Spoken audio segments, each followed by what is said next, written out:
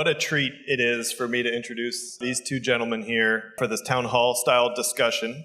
Massoud Tahamtani was, until recently, the Deputy Associate Administrator for Policy and Programs for Pipeline Safety at PHMSA, and Alan Mayberry was, until recently, the Associate Administrator for Pipeline Safety at PHMSA, and is now the Vice President for Regulatory Affairs for JANA Corporation. It's an honor to welcome you both. Can't thank you enough for being here. What a treat for all of us in the room to have your perspective. It's been a real pleasure to work with you for the last 5.5 years. And if you could each take a few minutes to introduce yourselves and talk a little bit about the arc of your career so far. Drawing straws here. Good morning, everyone. I'm Alan Mayberry. Recently retired from PHMSA. I was the Associate Administrator for Pipeline Safety for the last 9 years and retired officially at the end of September. I was with PHMSA about 20 years. And then prior to that, I was in the industry. I was actually working primarily for local distribution companies for about 24 years. So I have about 44 years of experience. And then on the LDC side, it was about half in operations, half in engineering. But that experience there gave me an incredible foundation to come over to help with national policy making at PHMSA, which I found my job quite fascinating. More recently, well, first off, so I left PHMSA. For the first time ever, I cut my grass on a Monday in my life, which was kind of liberating. But over the course of the summer, I was trying to figure out what I wanted to do next. Had conversed with Wayne Bryce and company over at JANA Corporation, and I had known Wayne for years, and I was incredibly impressed with what they were doing when I met them again at our risk modeling workshop related to probabilistic modeling. So, I decided to join JANA in October, and this is an incredibly bright group of people. They have an incredible mission, better pipelines for a better world. That's a culture I want to be involved in. I'm also on the board of a company, a technology company that is another area that was a passion for me in my final years at PHMSA that deals with looking for bending strain in pipelines, but that's another story. I'll end it there and I'll turn it over to Massoud. Yeah, good morning. Thank you, Bill, for having us. It's a pleasure to be here to talk about pipeline safety. Right out of college, I wanted to serve the public, even though I had multiple job offers. I joined the State Corporation Commission in Virginia, which is the regulatory agency that does regulate a lot of industries, unlike some of the other states, anything from insurance to electric rates to pipeline safety. The first 10 years of my life there, I helped the commission regulate the electric industry.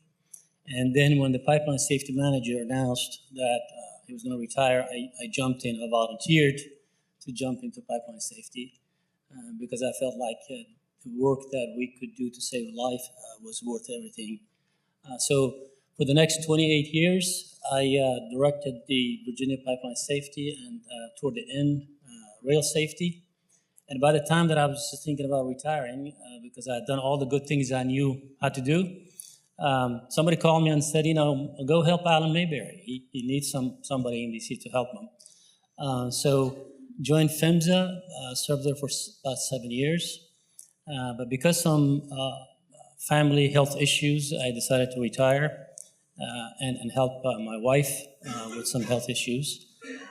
And I'm so glad to be here with Alan and with Bill, and hopefully we can give you another perspective. I'm going to try to limit my perspective, if you will, on the state side. I know my state friends are here, but I want to give you a flavor of what I did in Virginia, what we could do at the state level, and hopefully Alan can paint a picture from a federal level.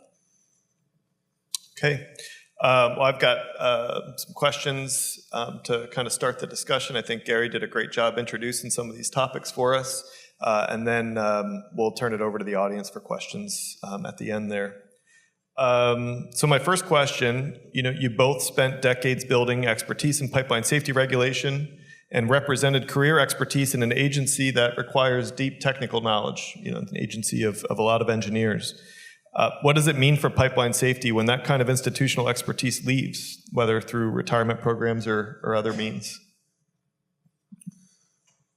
Well, certainly recruiting, hiring, retaining competent staff, expert staff, to oversee the incredible infrastructure that we oversee out there has been a challenge for years. And I know I appreciate working with some of you in the room related to, getting tools from Congress that allow us to retain staff. More recently, we have, or the agency has lost, by the way, I'm gonna say we, and I really mean they, but I didn't do my disclaimer. I'm not an PHMSA employee now, so what you hear today is strictly my opinion. But anyway, recruiting and hiring, retaining has been a challenge. We do have an incredible staff, or they have an incredible staff. I will say that there really is no hiring restriction or on the inspection side, the boots on the ground, that was not affected. So we've continued to have and continue to recruit and staff for boots on the ground. Related to other expertise, we lost some expertise in retirements more recently, and those we just have to backfill. I think it presents other opportunities that as we go down the road of using other tools, perhaps AI, that PHMSA has actually tested using for some processes, but maybe there's an opportunity to actually leverage that as we go forward, in overseeing the pipeline industry. When I took over the Virginia program, we had 3 inspectors to cover 20,000 miles of pipeline. Then we had a couple of accidents, and we lost a couple of people. At that point, I went to my 3 commissioners and said, I don't want this job. They said, why not? I said, because we don't have the resources to really protect the people. They then supported, we grew the program to 15 inspectors and did all sorts of great things. But as Alan said, and I think you all know, it is tough to recruit at the state level and even at the PHMSA level because we can't pay what the industry pays. I used to hire folks, really good people, train them very well, and I knew I would lose them in 3 years to the industry. They would walk out of my office and make another $40,000 a year on top of that. So that is a challenge that I think the government has. Technical knowledge we have to have, training we have to be able to sit with the operators, be reasonable, understand all these complex issues and the systems to be able to do a good inspection, a good review at the very end, particularly at the state level. The commissions regulate rates and safety at the same time.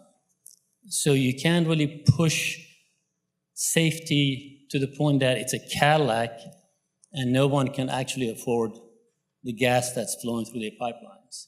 So it's a bigger challenge for the state to balance those two, but clearly the technical knowledge and training is needed. And I think most of you know that PHMSA has a training facility in Oklahoma City where we train all of our inspectors, both PHMSA and the state, but the challenge remains.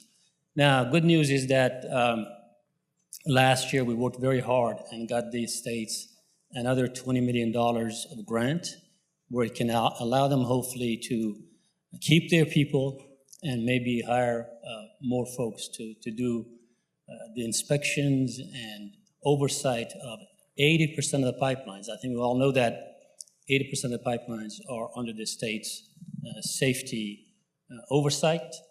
So again, back to your question, very important.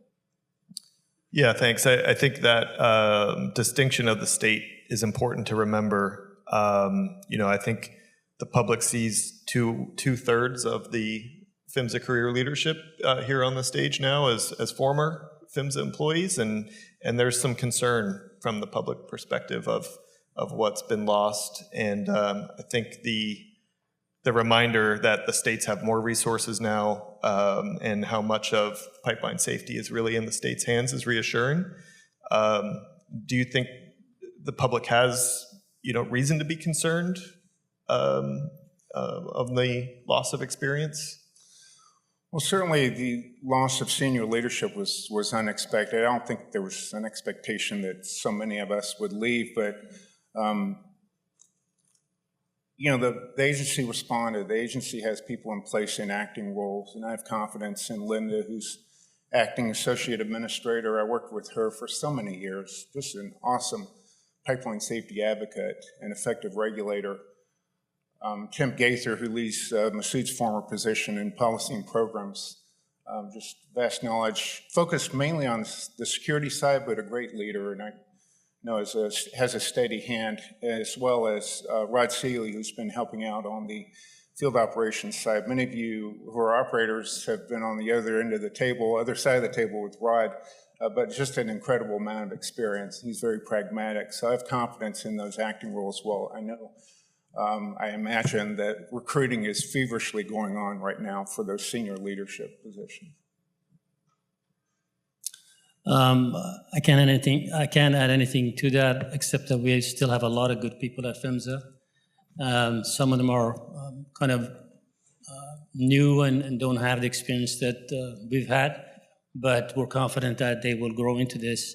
They truly believe in safety, and they will do a good job. Okay.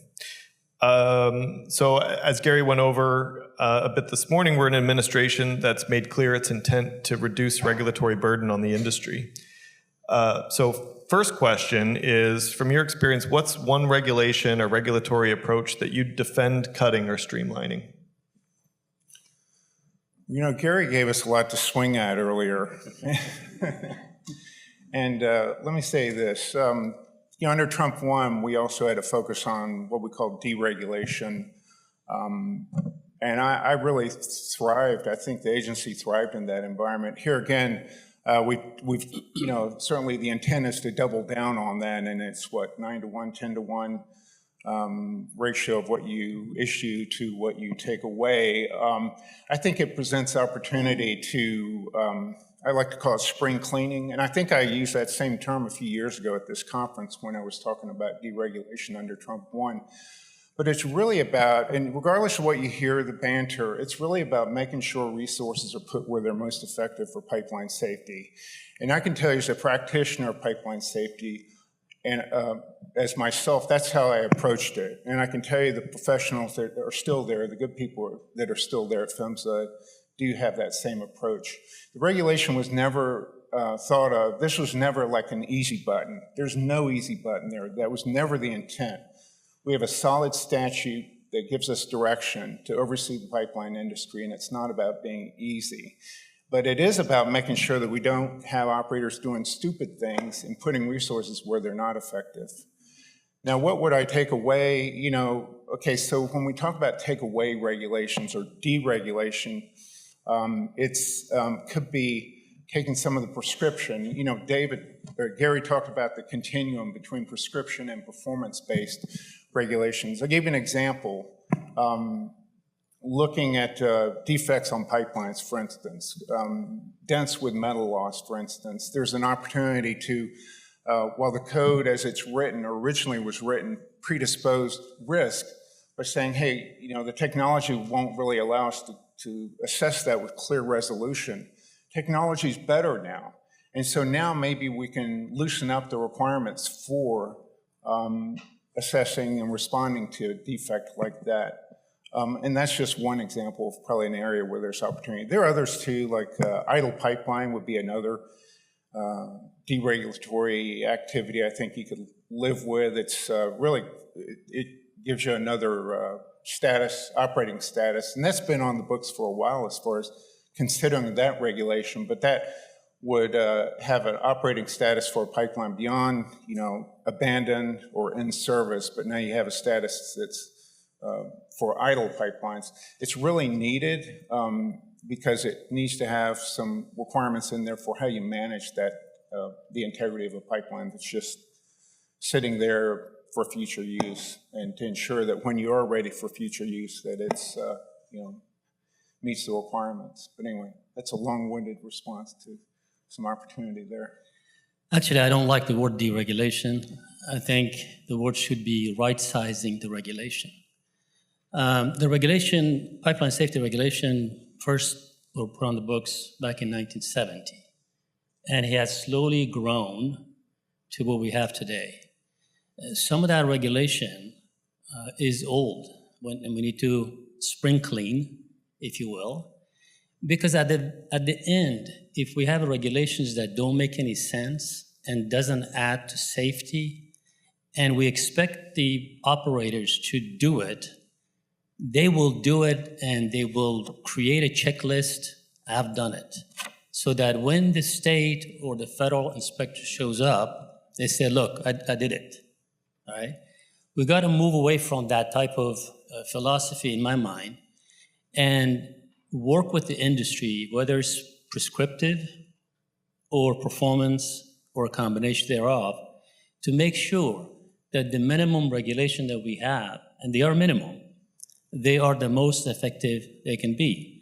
And then hopefully work with the industry, a lot of the companies have this already, to advance their culture to the point that they are doing it because it's the right thing to do, not because the federal government or the state government says you should do this, and then come and try to audit it. The other thing that I want to mention is that under the Pipeline Safety Act, the states have the authority to go above the minimum regulations that are issued by PHMSA, okay? I did that in Virginia, and the results were good where we needed it. So again, I think this is an area where people say everything's being deregulated. I don't believe that's the case. I think some regulations, like Alan said, need to be right-sized. And I believe that at the end, it is the culture, both on the regulator side and on the industry side, that will push us toward that zero incident that we all want. The flip side of that, what is one regulation or piece of the code that you'd fight to preserve? Well, obviously one that want to make sure we preserve safety, but I mean, there are numerous examples you could come up with. I just think our general foundation of issuing a policy, and I say our collective, we're all involved in it, it needs to be one that enhances safety.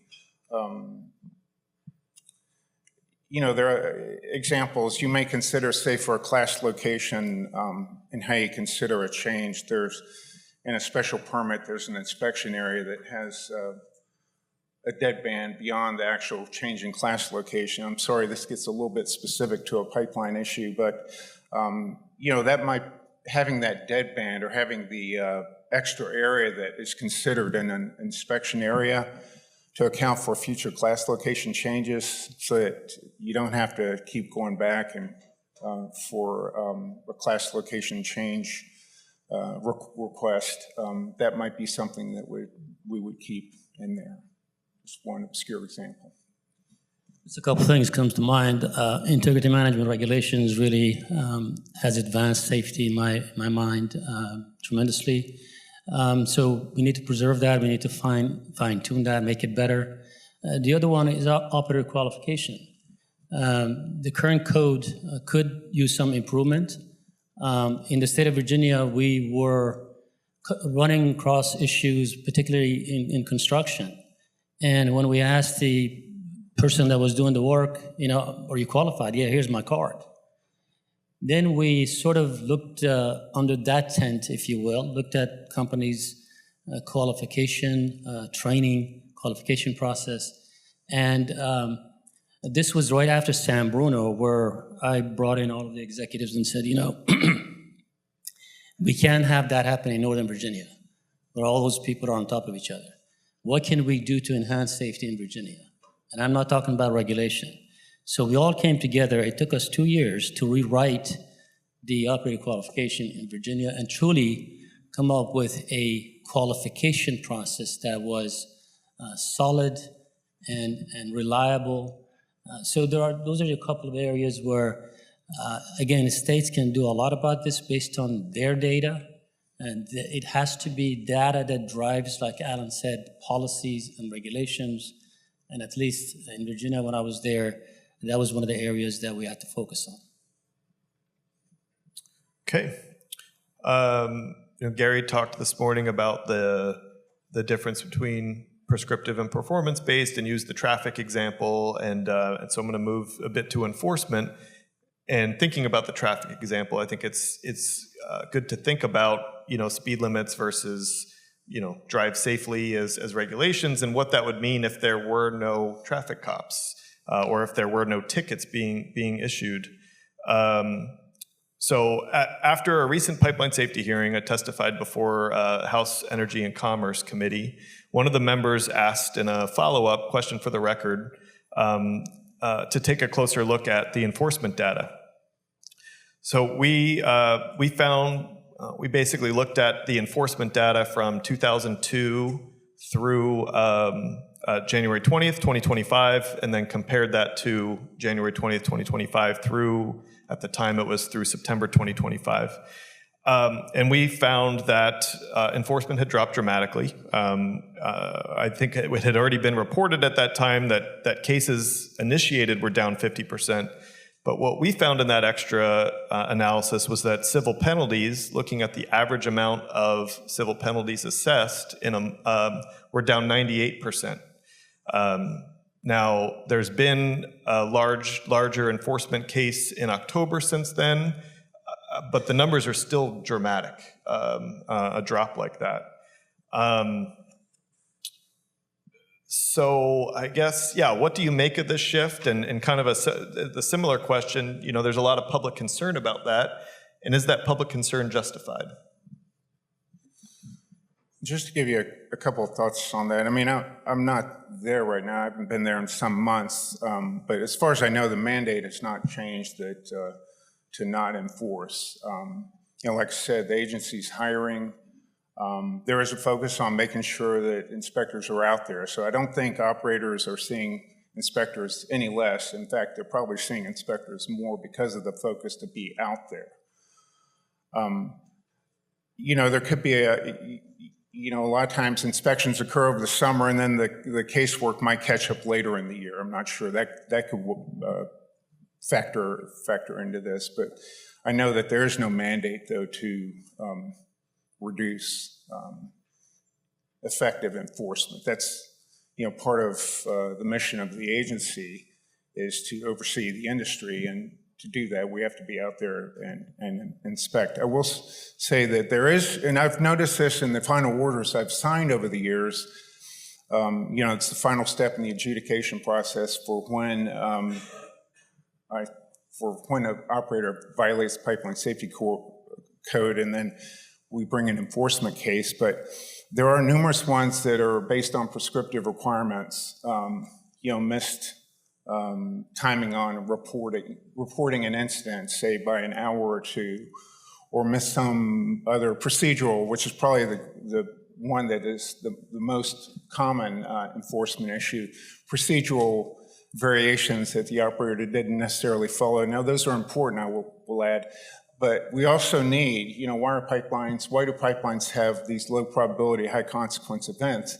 Typically, it's an issue related to integrity management. And like Gary was saying, on the performance side of the code, integrity management, that's the toughest area to inspect. It takes longer to develop a case in that. So as the agency probably tries to focus more in that area, I would say, that would cause some delays. But anyway, those are just some thoughts on what might be going on there. Yeah, I would say again, Bill, I appreciate the fact that you did a comparison for those periods. I think we've got to be careful about how we look at the data and not just look at one piece of the data. A lot of stuff is going on. What types of inspections? What did they do? One of the things that I know frustrated Alan and myself was that we would look at particular orders, and it was about pipeline markers. It was missing a number, or it was not exactly the right thing. And we would say to our folks that we need to focus on the bigger picture, particularly when we have these very high consequence accidents. And let's remember that inspection, violations, and enforcement is sort of the last resort. There are a lot of other tools in the toolbox, if you will, to work with the industry to do the right thing. We never want to be we don't have the resources, I say we, both at the state and the federal government, we don't have the resources to look at everything that is going on with 3.3 million miles of pipelines. Okay, there's no way that the government can look at everything. So we have to really, truly rely upon the operators who I believe want to do the right thing. No one gets into this business to say, I'm going to have a pipeline and blow up people. Okay, nobody's going to do that. Or nobody's going to, for example, say, yeah, you want gas service, I'll give it to you, but read the fine print down here. We may also blow you up. Nobody wants to do that. So what happens, and we may get into this, what happens is that we become complacent. There's a cultural issue where bad things happen.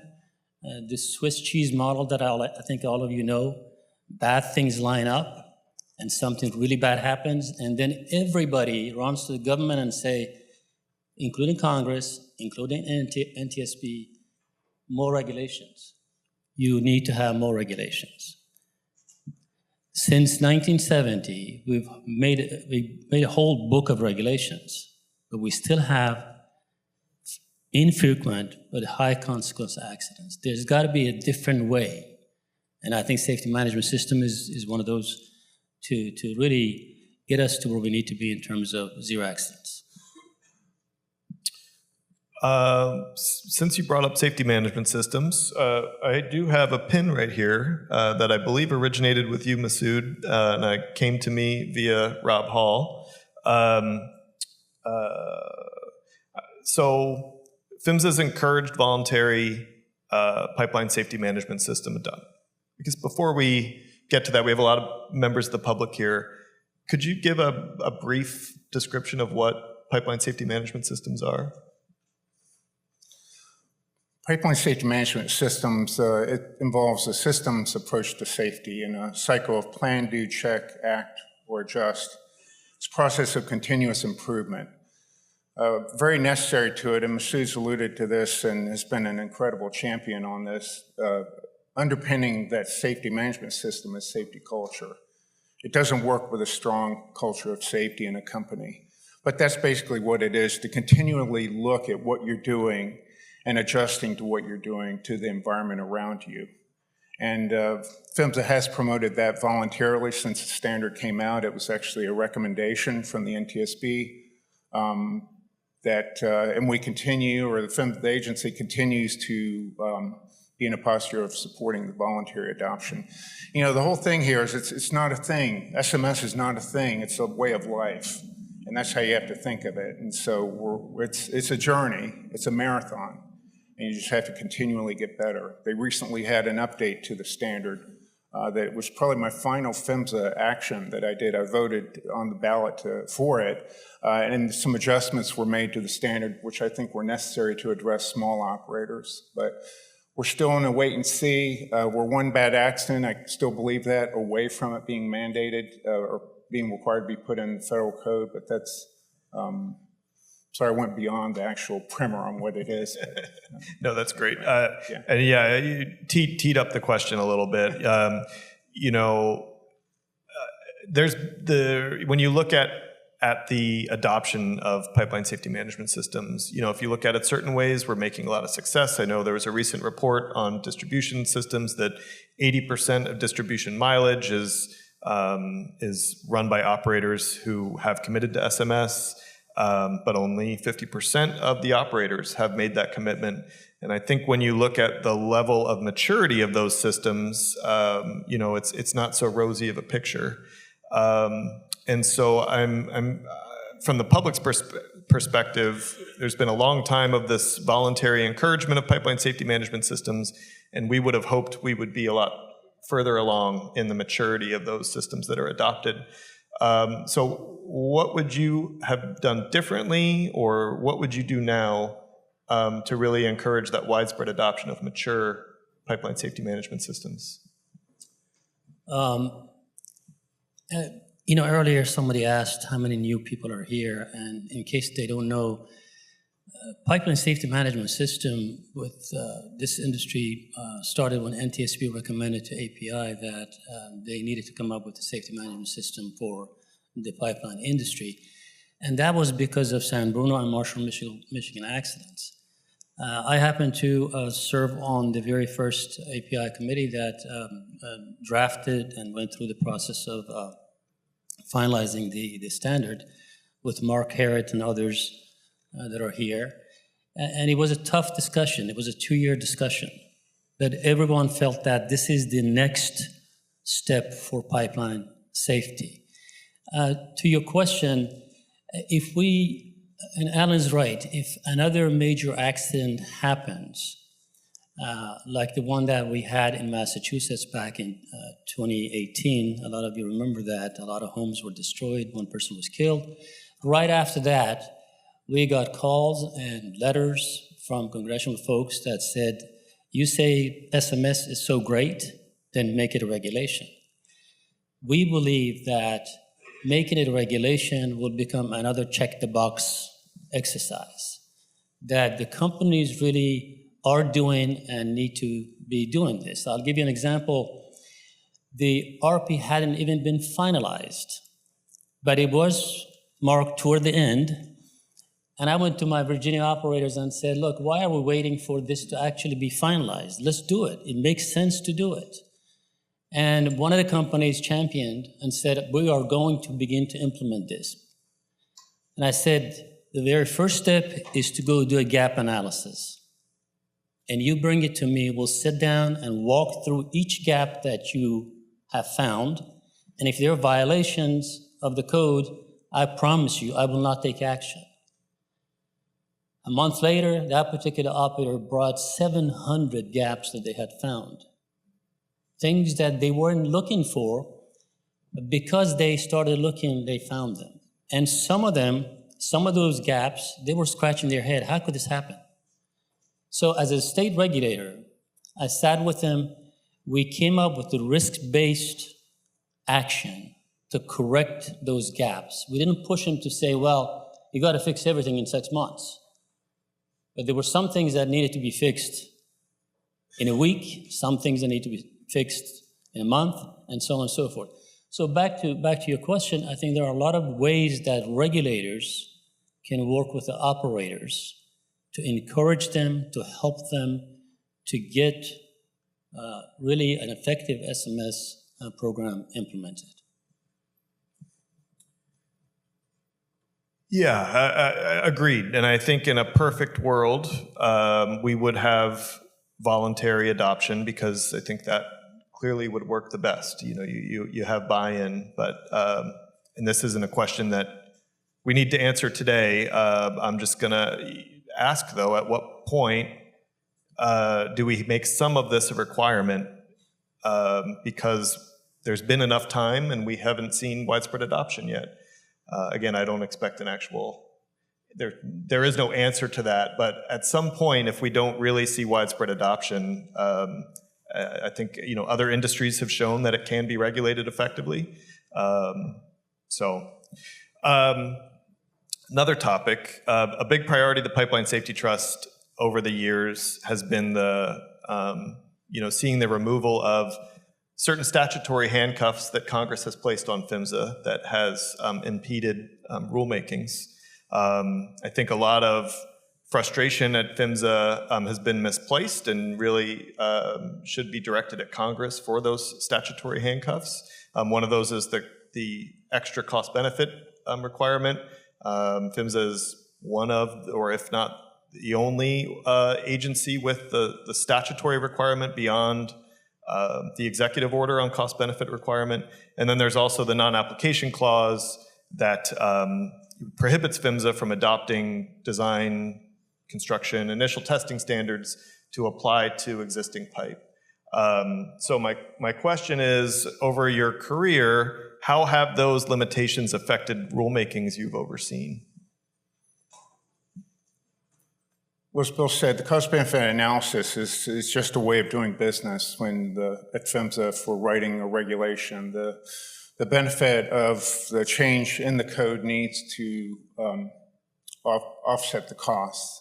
And it's a well-defined procedure. It's just something we've lived with for a number of years. Where it impacts is really how far you go with the regulation. with, for instance, what people commonly refer to as the mega rule, the gas transmission rule, or what used to be one big rule, was divided into three. The gathering line part of it, really the cost benefit probably drove limitations on what could be done with gathering lines, to where, a large percentage, a good bit of that is reporting only requirements, just because we couldn't pass the cost benefit hurdle to really pull more of those in. But working with what we had to work with, which I think was still effective, was we had a reporting requirement. So it's allowing the agency to collect information and be better informed down the road when decisions are made on how much further to go with that. So yes, it is a statutory requirement. Earlier, it was mentioned that rulemaking is a very long and arduous process. Some rules have taken 10 or more years. And that's by the nature of trying to give everyone a voice, if you will, to make sure that whatever rule is ultimately published is hopefully has the buy-in by the industry and by the public and by the regulators. Now, adding cost-benefit analysis to that creates another layer of complications, because often parties don't agree about how you've calculated that. And if you look at some of the rulemaking records, you see, the various parties arguing different things. So all of that just drags out the rulemaking process. And what PHMSA is doing in this case is try to come up with minimum regulations. And again, I suggest that we should not be happy with minimum regulations. That's the floor. We should be aiming for the ceiling. And the only way to get there, I'm preaching on this, is to work together with the industry to get there, and not so much about regulations, violations, penalties, check the box approach. What would you say keeps you up at night on pipeline safety? Well, I'm sleeping better these days. But, I don't know. I think we are still working through issues related to renewable energy, hydrogen blending, that sort of thing, the unknowns related to that. The CO2 puzzle, just where we're headed with that. Gaseous CO2, where there's, we basically now have a void. It's kind of an open area, not regulated currently. There's a mandate to regulate it, but that's an area where I think that's improvements needed. Gary earlier referred to, and I've mentioned this before, and I know a number of you have, the LNG code is greatly in need of updating. Probably, you could argue that in the greatest need of any of our codes between 192 and 195. 193 is 40 years old plus. It was designed for peak shaving plants. We need to make it more relevant because basically it's being regulated by guidance right now, and we need to move to a better regime. We need to update the incorporation by reference to the modern NFPA standard of 59A. But those are just a smattering of things that I think about that we need to improve greatly. Yeah, what keeps me awake, and I'm not sleeping any better,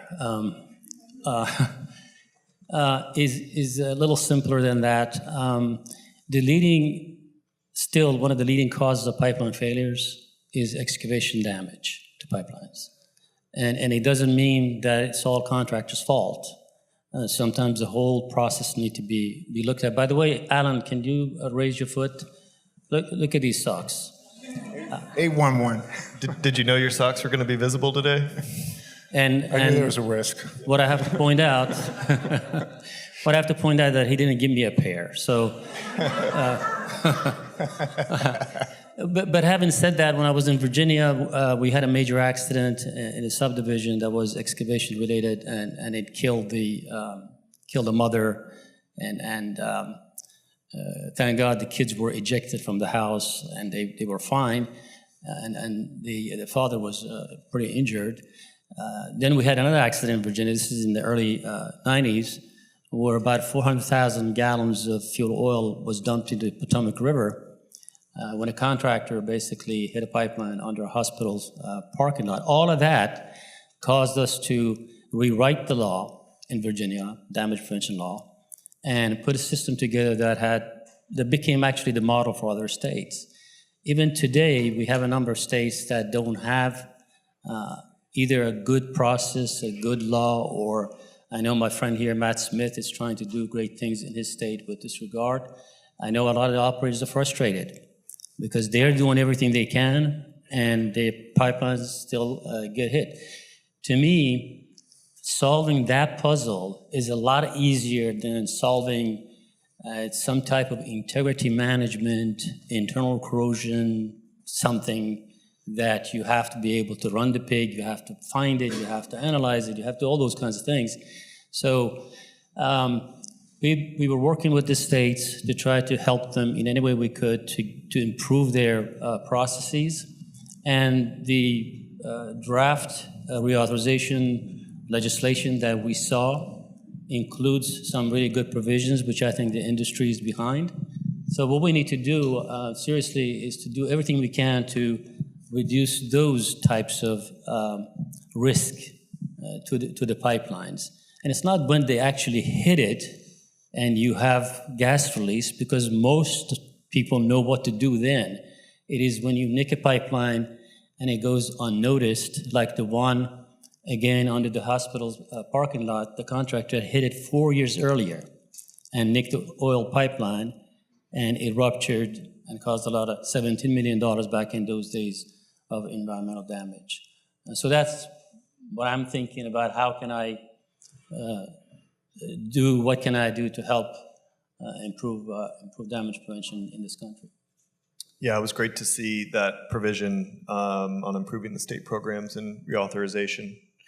On the flip side of that, what gives you hope? I think we could all use a little bit of that right now. What gives you hope in pipeline safety? You know, here's where I vary from Gary's perspective a bit. I do have hope, and you must have hope too. I firmly believe pipeline safety in the United States is a bipartisan issue, typically. There's a firm statutory framework for pipeline safety in the United States. There's a well-established process for improving regulations in the U.S., and it's just a necessary part of the government. The way we're organized is everyone gets a bite at the apple. So you can rely on that process to end with good policies. So that's really what gives me hope, is we have a firm foundation to build for the future, and I believe in that. What gives me hope, again, Gary talked about all the ways that this country is trying to find more energy and transport energy and even help our friends across the pond, is that the industry is poised with hopefully a good culture and the technology to run the current system in a safe manner and build the new systems in a safe manner. And Sean Lyon with Marathon, who used to attend this, used to always say that, you know, we have to raise all boats together. And associations like AGA and API, INGA, they are doing that. They're working with their members to help even the small operators to do the right thing. And Bill, if I may, you talked about SMS and the fact that the report that we submitted to Congress, 80% of the pipelines are under some type of SMS, but only 50% of the operators. And clearly that indicates that smaller operators like municipal operators are the ones that are challenged with SMS. And again, APGA and others are helping those to realize that, I had 3 municipals in Virginia, and they were scared. What is this SMS thing? And we helped them, and they began implementing that. So that's what gives me hope, that the industry is in the business of staying in the business, and they're going to hopefully do the right thing. Okay, my last pair of questions before we go to audience questions. At this point in your career, so your career so far, you still got work ahead of you. What is your proudest achievement, and what's your biggest regret? You know, I would really not point to one single achievement. There was just so much that went on during my time at PHMSA, which I'm grateful for my career. I just found my job fascinating, and I left, things were still going full steam ahead. I'm really proud of a number of things that we accomplished really together. I think back to, say, underground gas storage and the unfortunate accident at Aliso Canyon. PHMSA had no regulations for underground storage. Very quickly, we issued an interim final rule in 2016, shortly after that accident happened. We got out in that space, and I think what made that work well was just, hopefully we had more of a collaborative approach. There was a lot of back and forth. Even though, we learned from a lesson on how we issued the interim final rule, and we corrected that later, I think that was a very collaborative approach that worked out to get in that space quickly and to be effective. And I think that's kind of a theme of working with all stakeholders, the industry, the public, to really find that common ground to work together. The other, and it's really beyond regulation, which a big part of our program is promoting, beyond the federal minimum standard.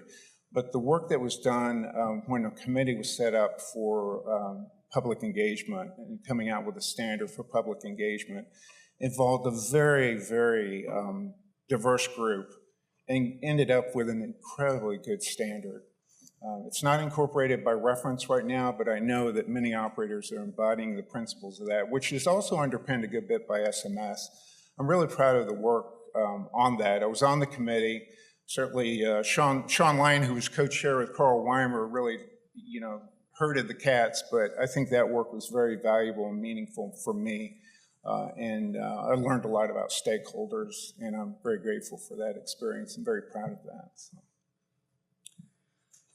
I guess from my state career, my proudest achievement was that we reduced excavation damage to pipelines by 75% over the 20 years since the accidents I mentioned. Also, the fact that on a volunteer basis, all the operators in Virginia began implementation of SMS. At the PHMSA level, Alan mentioned this yesterday in another room, Congress gave us $1 billion and said basically you have to give it out in 5 years to help the municipally owned pipeline operators to basically repair, replace, remediate old pipelines. Some of these municipalities like City of Richmond, where I live close, at one point they had 700 miles of cast iron that went back to the 1910s and 20s. When I left, we had reduced it to 150 miles, and they were actually the recipient of a good amount of money. So my proudest moment was, and again with Alan, to give 4 years worth of that money out. And we established a team really quickly where the money was going out, but they were also monitoring the actual construction that was happening to make sure that everything happened the right way. And I think the rest of the money went out this year. How about regrets? Well, I have one bonus item, by the way. The state funding is one other area I meant to mention was we increased state funding by $20 million. Incredibly important partners for the feds to oversee pipeline safety in the U.S. Not so much regrets, but there's still work to be done. Massoud mentioned excavation damage prevention. We just never, there's a lot of incredible work, and CGA as the clearinghouse has the best practices and the next practices. There's just a lot of good momentum within the people who agree with that, but we somehow need to crack that nut because it remains a leading cause of harm to people and property damage.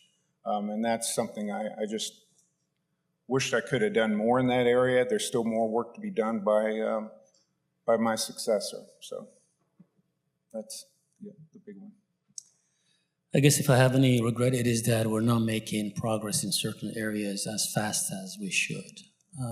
And again, particularly at the federal level, government is a very complex machine. It doesn't move as fast as at the state level. So I encourage my state partners to do what they need to do to make sure that the pipelines that run through their alleys and streets and whatever is safe. But we'll continue at this. Alan is at it. I haven't given up. We'll just keep doing this. Okay. We will now open it up to audience questions. We have some mic runners. Yeah. Yeah, we had one question come in through the conference app, Wahova, for the previous session, but I think it's appropriate for this session as well. The question was, can the regulations, the federal regulations, keep up with evolving technology or improved technology? It's a good question. That's actually a thing, regulatory lag, that is. And certainly that's why it's so important to evolve the regulation. And that's, to me, what, when we say deregulation, or it's really improving the regulation to address new technology. So we got a question from Beth over here. You guys can't see her. Sorry, I'm hiding. I can't see you either. As a member of the public, I am quite desperate for formal measures of accountability for industry. And if I'm understanding correctly, the idea that we would not formalize SMS means that there are not measures of formal accountability. Can you speak to that some and what that means for public that wants that to be the case? Can you repeat that question a little bit?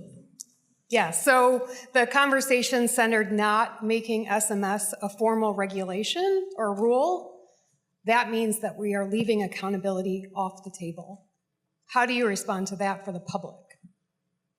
Well, accountability is there, subject to our authority, or PHMSA's authority with the inspection staff, is to hold operators accountable for operating their system safely. Included in that is complying with the regulation. SMS really was developed, because we needed to improve the framework that that operators work within. And as Massoud said, it's voluntary because if it's in the code, it's a federal minimum standard. And SMS is a way of life. It's not a thing. It's not a policy you put on the shelf. We talk about that a lot. And so our focus has been to, as a regulator, to encourage the adoption of SMS, to really see what it can be. Now, I mentioned that the standard for SMS was recently updated, and it accounts better for smaller operators. And the study that Massoud alluded to that we conducted showed that there were issues with smaller operators adopting SMS. Let's see how that goes. But that said, I'm sure if we have another accident, Congress has interest in it, it would become mandated. Yeah, just naming that it's really hard to hear that we have to wait for another accident in order for progress to be made. Well, let me add to that. The reauthorization that required PHMSA to actually submit a report to Congress and report on the SMS implementation progress. The same legislation also said that the Secretary and the states shall monitor and assess operators' safety management system programs. We have monitored, but we haven't got to the assessment piece. So there is some accountability within the Pipeline Safety Act.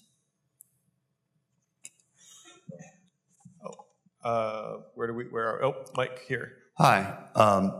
You mentioned that this is good, right? You mentioned that there's a lot of good people left at PHMSA, but how many people are left? Do you have any idea how many by percentage or number have left or stayed? I think Alan should have that number in his pocket. No, Fimsy, Massoud, you agreed to handle the tough questions. Okay. No, they've run over around 370. I'm not sure the exact number. Like I said, I've been gone for some time, but that's around the funded number. I'm not sure what it is right now. Perhaps it went down a bit. I can't. I don't know. But like I said, PHMSA continues to recruit. I mean, I guess the voluntary separation, or not the voluntary separation, deferred resignation program didn't apply to inspection enforcement staff, boots on the ground. It's hard to see up here, so if you have a mic, if you can just start asking. Yeah, sorry, I'm also hiding in the corner over here. But it seems like some common themes are our regulations are out of date and there's a need to move quickly and adapt regulations to either new industry or just severely outdated code. I'm curious if you worry how the pullback of Chevron deference will inhibit PHMSA from moving quickly, passing new rules, writing new rules quickly, and in particular, if moving more of that ultimate say to the courts will give an outsized level of input to operators and industry over public stakeholders that don't have the time or the money to be involved in rulemaking that is more happening in the judiciary.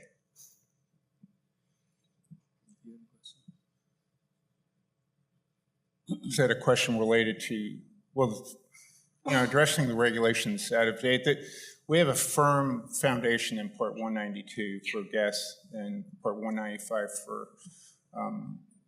for the liquid code.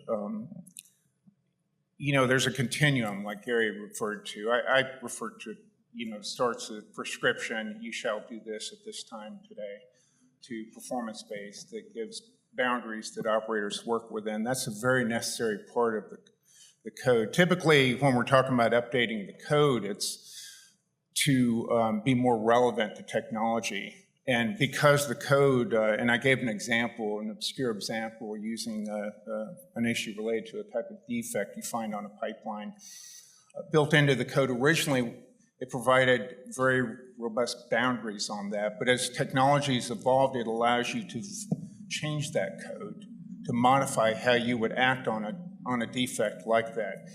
And so when we update the code, it's just working the fringes of the code that was established originally in 1970.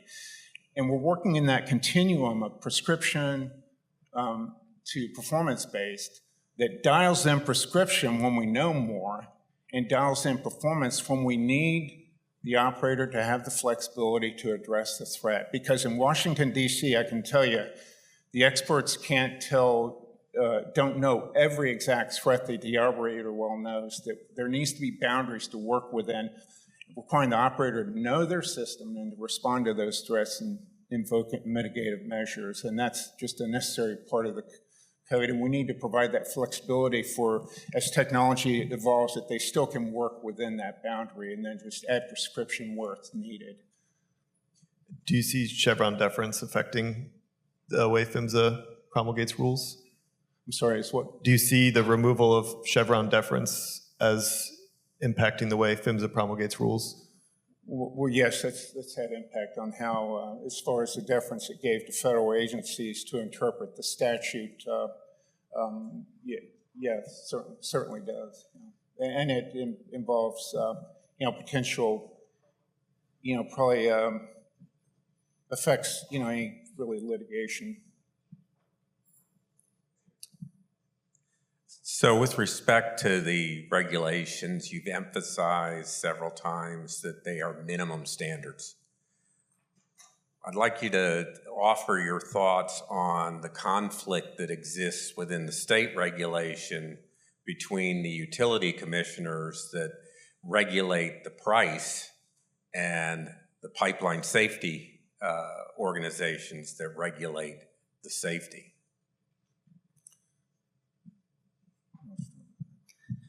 At least in Virginia, there was no conflict.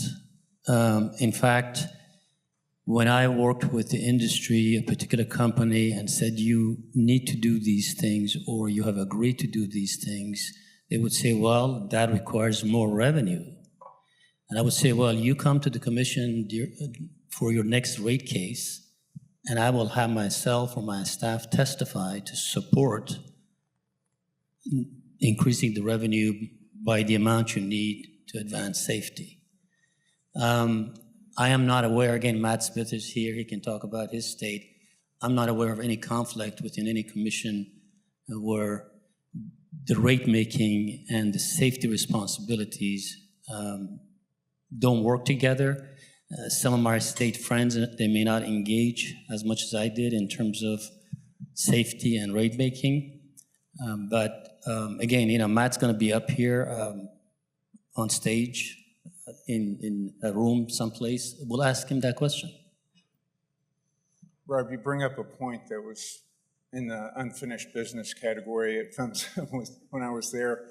And I was concerned over certain states that were really restricting the ability of operators to use various methods to replace infrastructure, to upgrade infrastructure, to reduce leaks and to reduce risky assets like cast iron. It's concerning. It's one that was talked about before I left about levers we could use to ensure that the right decisions are being made, because honestly, anything other than safety does not make for better lives. I can tell you that. To require an operator to consider non-pipe options, while we all agree we aspire for energy that we don't have. The energy we have and the energy that's driving the economy is natural gas, and it's a bridge fuel for the future. And as we artificially restrict that, and then restrict investment in the conduit that carries that product, it's not good for safety. There's a struggle. It's not in every state. I really applaud, say, the state of Georgia that allowed AGL to replace or retire all cast iron inventory.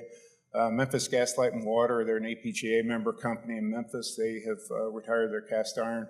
But other states are still struggling a bit, and there's a conversation around, just how to invest in what some consider a stranded asset.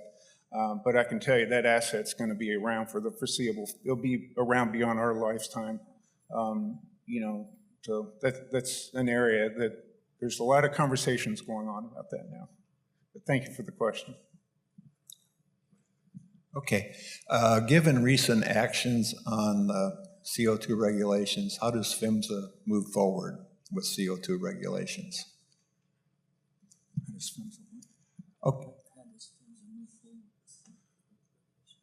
Well, very clearly, there's a mandate so at some point there will be a final rule for updating the current code, in particular to include gaseous CO2, which was one of the older mandates from the 2016 Act. Yeah, I believe it's the 2011 Act. 2011. Yeah. So, and I have not seen it on the regulatory agenda, so it does not appear to be a rule that PHMSA is working on, unfortunately. I don't have it here today, but if you want to keep up with rulemaking at PHMSA or the federal government, reginfo.gov is one, and there's also a Pipes Act web tracker. I don't have the link again today, but it's readily, if you Google that, you can see where the agency stands on accomplishing mandates that are in the Pipes Act. Question over here. Hello, y'all. My name's Melanie Oldham, and I'm from Freeport, Texas. We're a small town. We're surrounded by industry, Dow, BASF, Port Freeport, and I and my community live 3 miles from Freeport LNG. And as you may know, in 2022, Freeport LNG had a vapor cloud explosion, fire, and a lot of us witnessed it, heard it, and I can still see what happened. But the thing is, the company, Freeport LNG, has never, ever had a public meeting to explain what improvements they've made out there. As you know, they had a 19-inch pipe explode, which was a matter of a few feet from an LNG tank. I have learned more. I'm a director of Better Missouri Clean Air and Water. I have learned more about LNG and safety than I thought I'd ever know.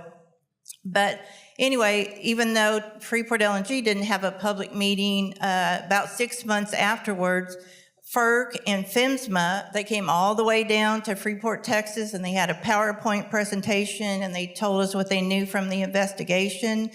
And two people with PHMSA, Tristan Brown, who was the interim administrator at the time in DC, Brian Lethco, who was the director of PHMSA in Houston, came down and spoke to us, and we met with them by Zoom several times.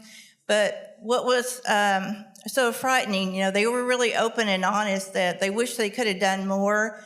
But again, the shortage of funding, Tristan Brown said he had gone to Congress and that, they don't have enough inspectors, engineers, lawyers, and that he had told us the lawyers were working around the clock. They only had 3, I believe, working on the 2 new regulations on pipeline leaks and trying to update the 42-year-old LNG and LNG pipeline regulations. Of course, they were ready to put them out to us, the public, and everybody to make comments. But because I said, well, why does it take so long? And he said, well, we have to make sure it's a good regulation, dot every I, cross every T, or industry and others will just tear it apart and it'll never happen. That didn't make me as a community member feel that good. But anyway, with the new administration, that's on hold now. And what I've heard today, there's some frightening things. Deregulation to us communities that live near these pipelines is a scary word. And so you mentioned that Congress gave $1 billion to PHMSA for a 5-year period.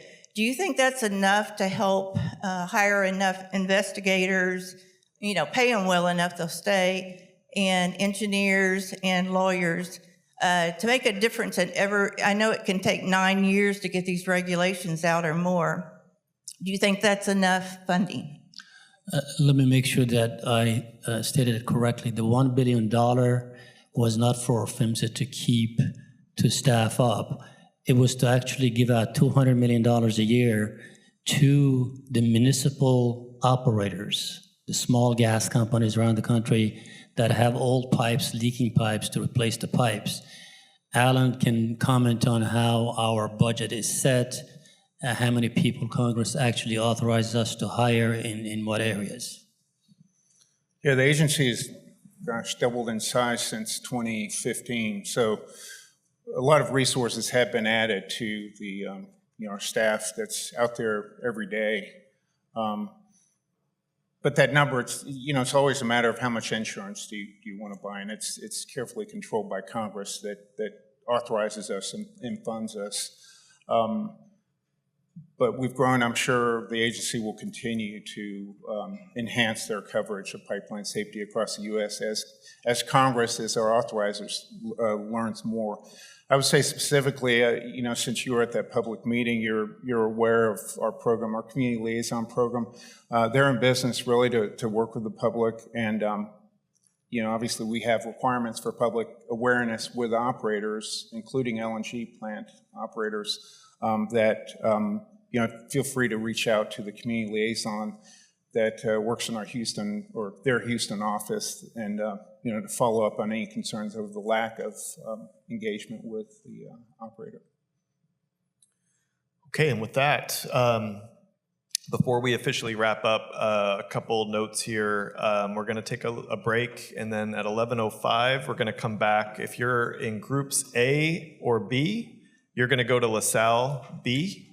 If you're in group C, you're going to go to Frenchman 1, which is downstairs. And if you're in group D, you're going to go to Frenchman 2, which is downstairs. Again, that'll be at 11:05. If you have any questions, ask a PST staff member. I want to offer, before you guys leave, please, a genuine thank you to Alan and Massoud. PHMSA isn't here, but they are.